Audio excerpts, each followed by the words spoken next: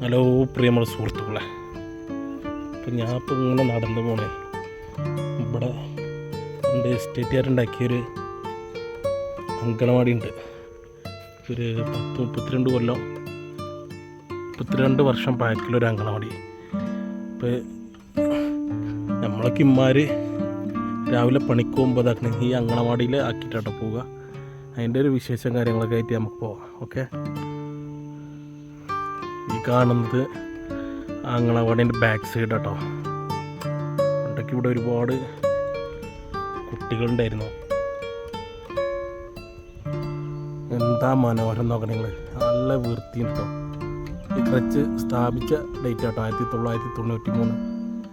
Ruby division എന്ന് പറയുന്ന എസ്റ്റേറ്റിൻ്റെ കീഴിലാട്ടത്.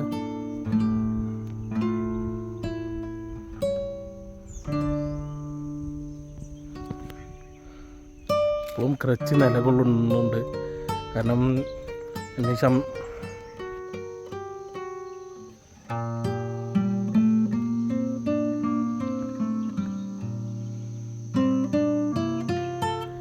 ഇതിൻ്റെ മുന്നത്തെ ഒരു കാഴ്ചട്ടെ, എന്താ മനോഹരം നോക്കണേ. നല്ല തേയിലത്തോട്ടം ഇതിൻ്റെ മുന്നിൽ, എന്താ മനോഹരം കാണാൻ. നോക്കണം നിങ്ങൾ.